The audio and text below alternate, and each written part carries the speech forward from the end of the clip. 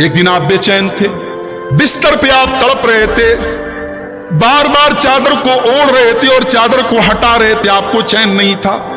اس بے چینی کے عالم میں آپ نے فرمایا لعن اللہ الیہود والنصارى اتخذوا قبور انبیائہم مساجد، اللہ کی لعنت ہو یہود و نصارہ کے اوپر، انہوں نے اپنے نبیوں کی قبروں کو سجدہ گاہ بنا لیا ہے، انہوں نے اپنے نبی کی قبر پر مسجد بنا لی ہے اور مسجد پر قبر بنا لی ہے۔ مسجد اور قبر ایک نہیں ہونی چاہیے۔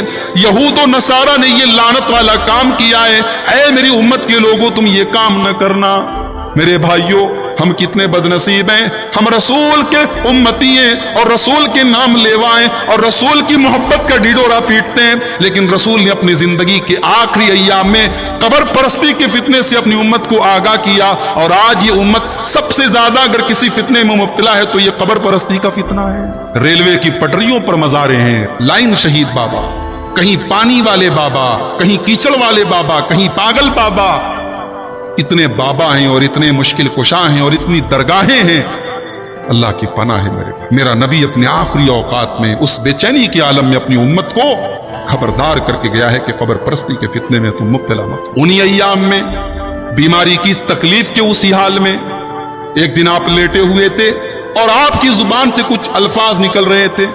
اما ام سلمہ فرماتی ہیں، ام المومنین حضرت ام سلمہ فرماتی ہیں، میں نے کان لگا کے سنا کہ دیکھوں اللہ کے نبی کیا فرما رہے ہیں۔ وَمَا يُفِيدُ بِهَا لِسَانُهُ، اللہ کے نبی صاف بول بھی نہیں پا رہے تھے، آپ کی آواز لڑکھڑا رہی تھی۔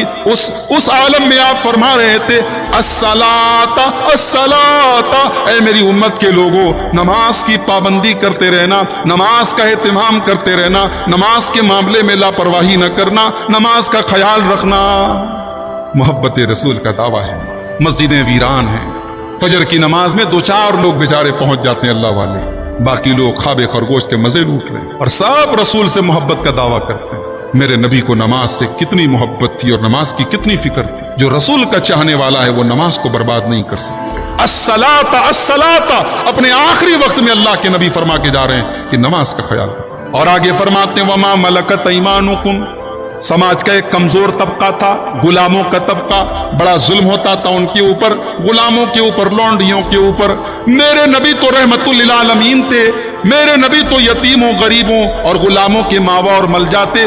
آخری ٹائم میں بھی اس کمزور طبقے کا آپ نے خیال رکھا۔ آپ نے فرمایا وما ملکت ایمانکم، اے لوگوں اپنے غلاموں کا، اپنی لونڈیوں کا خیال رکھنا، ان پر ظلم و ستم نہ کرنا، ان کے حقوق ادا کرتے رہنا، ان کے ساتھ ناانصافی